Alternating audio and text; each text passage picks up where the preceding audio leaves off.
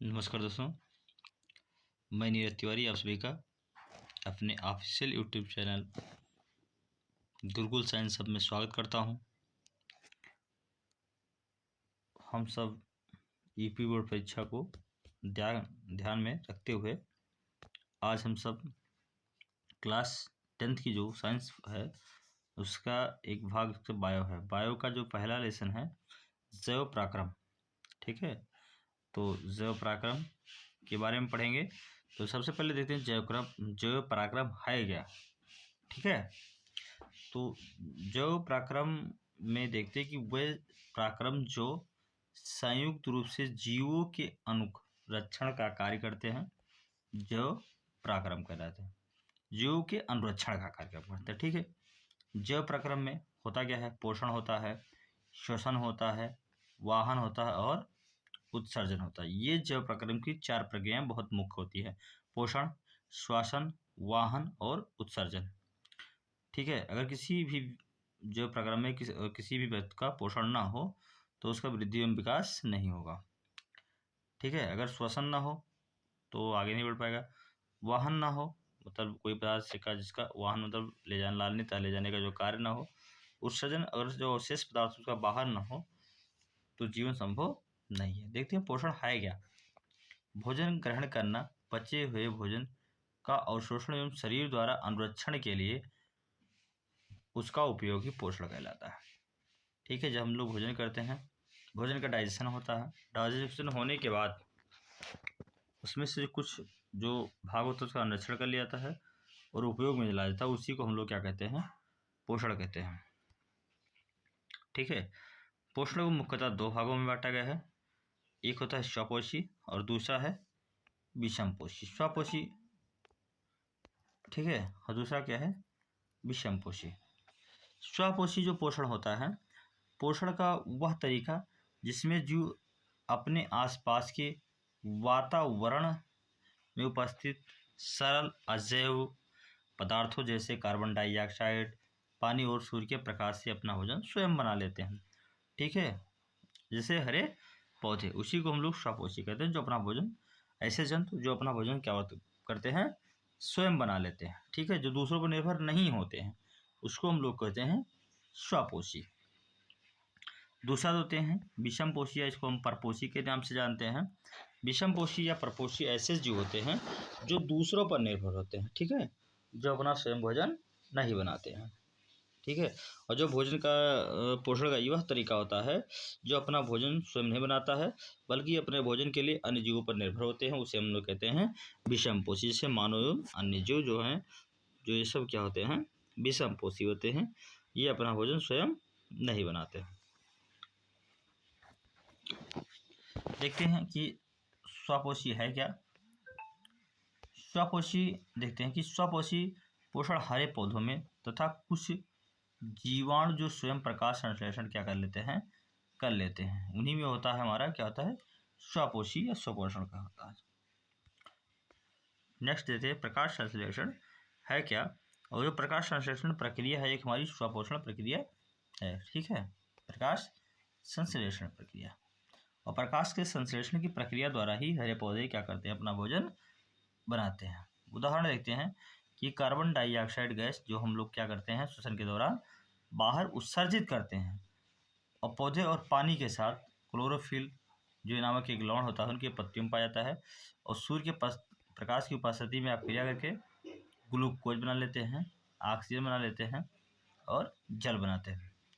कि देखो लिखा है कि वह पराक्रम जिसमें स्वपोषी बाहर से लिए पदार्थों को ऊर्जा संचित रूप में परिवर्तित कर देता है। ये पदार्थ कार्बन डाइऑक्साइड तथा जल के रूप में लिए जाते हैं, जो सूर्य प्रकाश तथा क्लोरोफिल की उपस्थिति में कार्बोहाइड्रेट में क्या हो जाते हैं?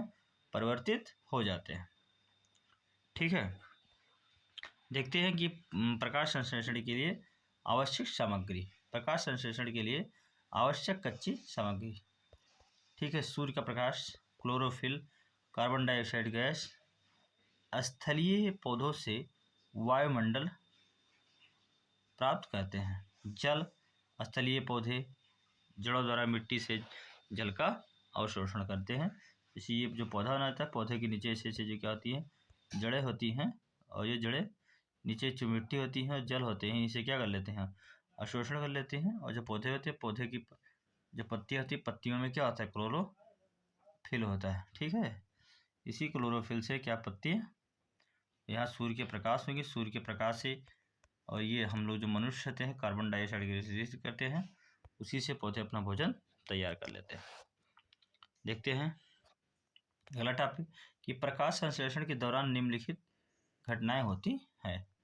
पहली घटना, क्लोरोफिल द्वारा प्रकाश ऊर्जा का अवशोषण होता है, अवशोषित करना। ठीक है, दूसरा है प्रकाश ऊर्जा को रासायनिक ऊर्जा में रूपांतरित करना तथा जल अणुओं का हाइड्रोजन तथा ऑक्सीजन में अपघटन होना। तीसरा पॉइंट है कार्बन डाइऑक्साइड का कार्बोहाइड्रेट में अपचयन। जैसे जो ये CO2 है, इसका किसमें कार्बोहाइड्रेट में क्या हो जाता है, अपचयन। नेक्स्ट टॉपिक को देखते हैं, इसमें है रंधक। नेक्स्ट टॉपिक हमारा क्या है, रंधक। ठीक है, स्टोमेटा। यानी स्टोमेटा जो होता है, पत्तियों की सतह पर जो छोटे छोटे छिद्र दिखाए होते हैं उन्हीं को हम रंधक कहते हैं या स्टोमेटा कहते हैं। ठीक है, यानी जो भी इनका उपयोग होता है, इनका उपयोग मुख्यतः हम लोग कब करते हैं, जब क्या होता है, ये पत्ती है, इनके बीच में छोटे छोटे जो छिद्र होते हैं, इन्हीं को हम लोग स्टोमेटा कहते हैं। और इनका जो उपयोग होता है मुख्यतः प्रकाश संश्लेषण क्रिया के दौरान ही होता है। ठीक है, जो स्टोमेटा का होता है। ठीक है, देखते हैं स्टोमेटा का कार्य क्या है। प्रकाश संश्लेषण के लिए गैसों का अधिकांश आदान प्रदान इन्हीं छिद्रों के द्वारा होता है। ठीक है, यहाँ से क्या करेंगे, कार्बन डाइऑक्साइड को लेंगे और उसके बाद जब सूर्य प्रकाश क्रिया करेंगे तो यहाँ से O2 का क्या कर देते हैं, बाहर रिलीज होती है। नेक्स्ट टॉपिक देखते हैं कि वाष्पोत्सर्जन प्रक्रिया में जल वाष्प के रूप में रंधकों द्वारा बाहर निकल जाता है।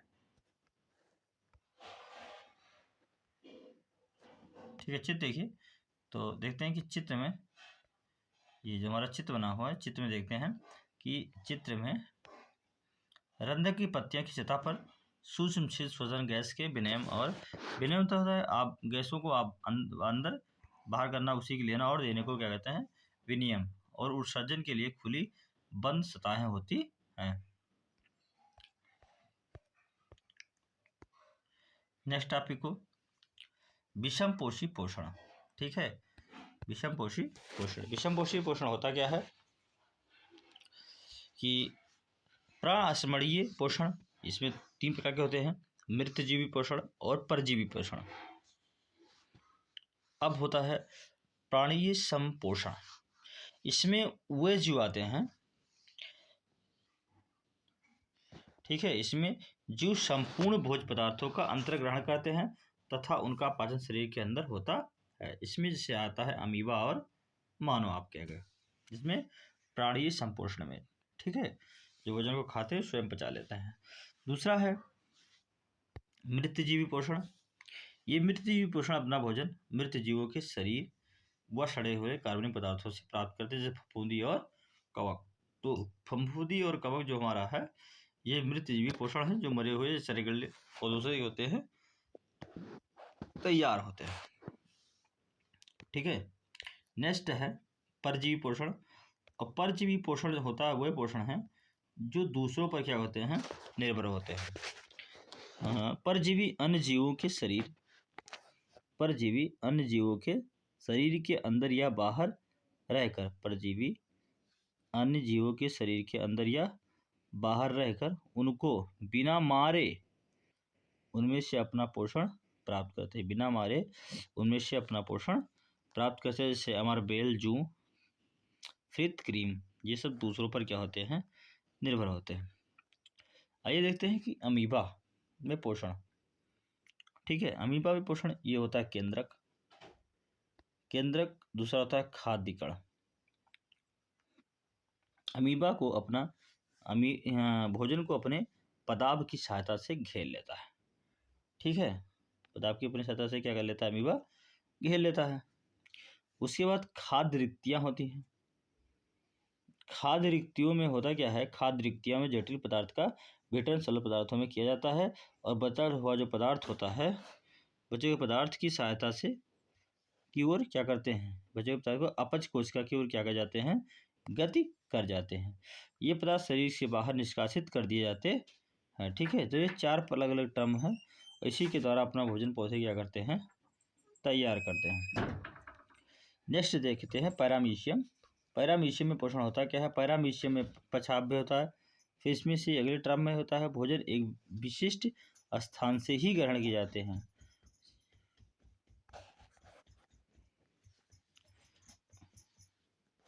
उसके बाद देते हैं मनुष्यों में पोषण। मनुष्यों में पोषण के 3 हैं, अंतर्ग्रहण, पाचन और शोषण, श्रृंगीकरण और बहिप्रेषण। ठीक है, पहला प्रक्रिया मुंह में जाता है, फिर दांत उपयोग करते हैं, फिर जिह्वा, फिर लाल ग्रंथियाँ जो होती हैं ये भोजन को क्या कर देती हैं, पचाने में मदद करती हैं। भोजन का अंतर्ग्रहण होता है, दांत द्वारा भोजन को चबाने का कार्य किया जाता है। जिह्वा भोजन को लार के साथ पूरी तरह से मिलाता है। और लार ग्रंथियाँ होती है, लार ग्रंथियाँ से निकलने वाले रस को लार रस या लार कहते हैं। उसके बाद स्टार्च लार इबिलेशन एंजाइम माल्टोज शर्करा होता है। फिर भोजन अगला है, इसमें भोजन ग्रासिका, और मुख से आमाशय तक भोजन ग्रासिका की क्रावंच गति यानी मूवमेंट जो होती है द्वारा ले जाया जाता है। ग्रासिका की मांसपेशियों की संकुचन और स्थिर होती है। सबसे पहले भुजा होते हैं, मुख गुहा होती है, और इसी को हम लोग क्या कहते हैं, ग्रासिका कहते हैं। ये ग्रासिका है। ग्रास नली द्वारा ही भोजन को आमाशय तक किया जाता है, लाया जाता है। और उसके बाद ये भुआ गुर्द गुहा होता है, और गुर्द गुहा से हम पदार्थ को क्या कर देते हैं, बाहर कर देते हैं। ये मनुष्य की क्या है, पित्त नली है, और ये यकृत है आपका, जिसको बोलते हैं नोदिल। पितृष्ठ में भंडारित होता है। यहाँ अंदर अग्नाशय है, ये पित्त कोशिका है, ये गुर्द गुहा है, क्षुदांत पेड़ बोलते हैं, ये आमाशय नली। ओके, नेक्स्ट देते हैं आमाशय। आमाशय में होता क्या है, आमाशय में कुछ जठर ग्रंथियाँ होती हैं, जैसे पेप्सिन, हाइड्रोक्लोरिक अम्ल और श्लेष्मा।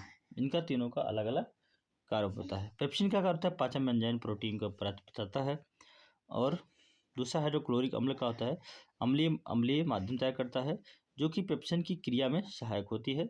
और तीसरा होता है श्लेष्मा, आमाशय के अत्रांतिक स्तर की अम्ल की क्या करता है, अम्ल से रक्षा करता है कि ठीक है, जाके वो उस पर प्रभाव ना कर सके। चौथा होता है क्षुदांत। क्षुदांत में होता क्या है कि मनुष्य के क्षुदांत की बात आती है, तो क्षुदांत में होता क्या है कि अंतरश का निर्माण होता है, और इसमें टोटल 3 हिस्से होते हैं। कार्बोहाइड्रेट होता है, वसा होता है, प्रोटीन होता है। कार्बोहाइड्रेट ग्लूकोज में बदल जाता है, वसा और सी अम्ल ग्लिसरॉल में बदल जाता है, और प्रोटीन अमीनो अम्ल में बदल जाता है। यकृत तथा अग्नाशय से श्रवण प्राप्त करती है। फिर यकृत पित्तरस होता है, पित्तरस से लवण होता है। ठीक है, वसा पित्त लवण से वसा, बड़ी गोलिका एबल्सन, छोटी गोलिका। प्रोटीन को जाने के टिप्सिन, पेंटोस, वसा लाइफेज वसा अम्ल, और स्टार्च का होता है इमिलेस ग्लूकोज। रोम होता है जो शोषण की सतह पर क्षेत्रफल बढ़ाता है। ठीक है, नेक्स्ट टॉपिक को हम देते हैं श्वसन। श्वसन होता क्या है, ये पोषण प्रक्रम के दौरान ग्रहण की गई खाद्य सामग्रियों का उपयोगी कोशिकाओं में होता है, जिनसे विभिन्न जैव प्रक्रमों के लिए भोजन प्राप्त होती है। ऊर्जा उत्पादन के लिए कोशिकाओं में भोजन के विखंडन को कोशिकीय श्वसन कहते हैं। नेक्स्ट, विभिन्न पथों द्वारा ग्लूकोज का विखंडन। ग्लूकोज को हम जो लोग खाते हैं उद्दव कोशिका से प्रोरबेट और ऊर्जा निकलती है।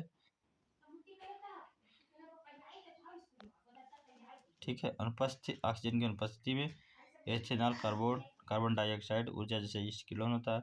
ऑक्सीजन के अभाव में लैक्टिक अम्ल, ऑक्सीजन के अभाव में लैक्टिक अम्ल ऊर्जा, और हमारी जो पेशीय कोशिका में ऑक्सीजन की उपस्थिति में कार्बन डाइऑक्साइड जल तथा ऊर्जा और माइक्रोकॉन्ड्रिया में होता है। नेक्स्ट है श्वसन। श्वसन आवासीय श्वसन और वायवीय श्वसन और अवायवीय श्वसन। वायवीय श्वसन में ऑक्सीजन की उपस्थिति में होता है, ग्लूकोज का पूर्ण अपचयन होता है, कार्बन डाइऑक्साइड गैस, पानी और ऊर्जा मुक्त होती है, या कोशिका द्रव्य के माइक्रोकॉन्ड्रिया में उपस्थित होता है। और ऊर्जा उत्पन्न करने में 36 ATP। उदाहरण मानो। ऑक्सीजन की अनुपस्थिति में ग्लूकोज का पूर्ण अपचयन होता है, जिसमें से एथेनॉल, लैक्टिक अम्ल, कार्बन डाइऑक्साइड और ऊर्जा मुक्त होती है। यह केवल कोशिका द्रव्य में होता है। यह कम ऊर्जा उत्पन्न करता है, 2 ATP, यानी उस ऊर्जा में कहता है ईस्ट। मानव श्वसन तंत्र, नास द्वार, फिर ग्रासनी, फिर गंठ, फिर श्वसन नली, फिर श्वसनांग, श्वसन, उसके बाद फुफ्फुस, यानी फेफड़ा, कुबका कोश, रुधिर कोशिकाएं। ठीक है, तो ये पूरी मतलब की प्रक्रिया है श्वसन तंत्र। धन्यवाद। मिलते हैं आप लोगों को हम